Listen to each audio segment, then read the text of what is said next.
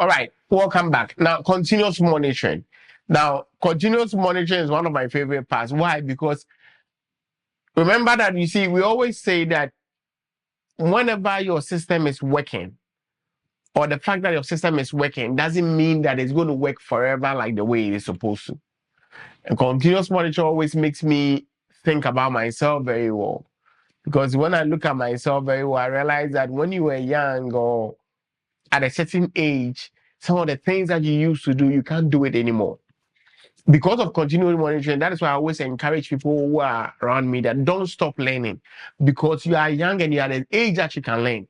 But there's going to be a time where you can't learn anymore. Because life sets in. Same with continuous monitoring. When we say continuous monitoring, what we are saying is that we are monitoring our system, whether we have an ATO or not. And that is the last stage of the RMF process. And so what we are doing is that we are monitoring the system to determine if the controls that we had are working effectively. So there are certain things that we do under continuous monitoring. The first thing is that we are talking about the information system environmental changes. We also have the ongoing security control assessment. We are updating our system and some of the policies and procedures.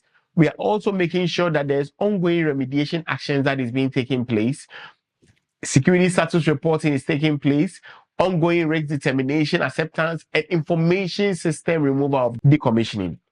And the next publication that we use is the 800-137, the 53A, and the 830.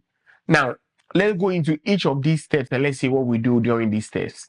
Now, when we say information system changes, any changes to the system needs to follow what we call a change control procedure. Typical example, you see that whenever you have your system or your system is working, it's obvious that there could be changes. You could decide that you are moving your system from on-prem or on-premises into the cloud. This is a major change. It has to go through the change control procedure or the change control process.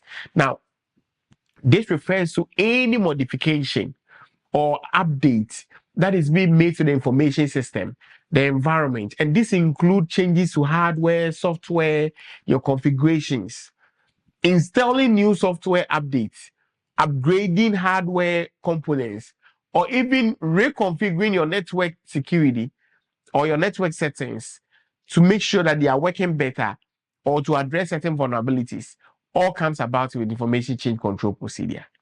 Now, when your system inventory needs to be current, needs to be accurate, an update is required. When you are developing your configuration management plan and procedure, all these things are part of the information system environmental changes. And whenever these environment changes are happening, it is the job of the system owner and the ISO to make sure the actual changes is being done, but it's also being reflected or being documented.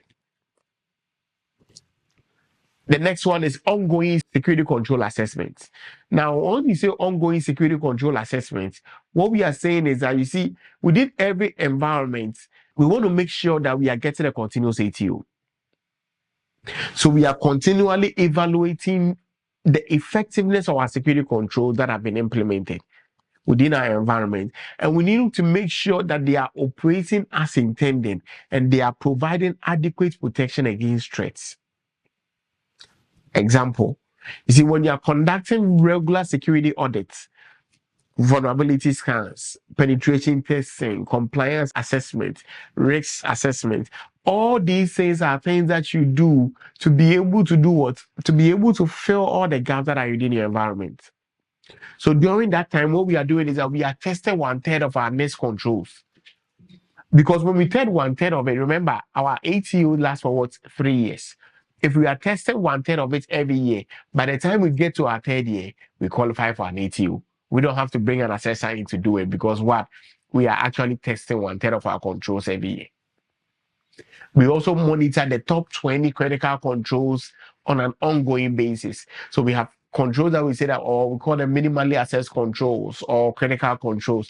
These are the ones that are very important to our organization. So what we are doing is that we are assessing them all the time. We are also doing our vulnerability scanning our system regularly for all the weaknesses that we actually are identifying. And we are making sure that we are remediating it and all these changes are being recorded. Again, it's the ISO the security analyst or the information system security owner that are actually in charge of this ongoing process.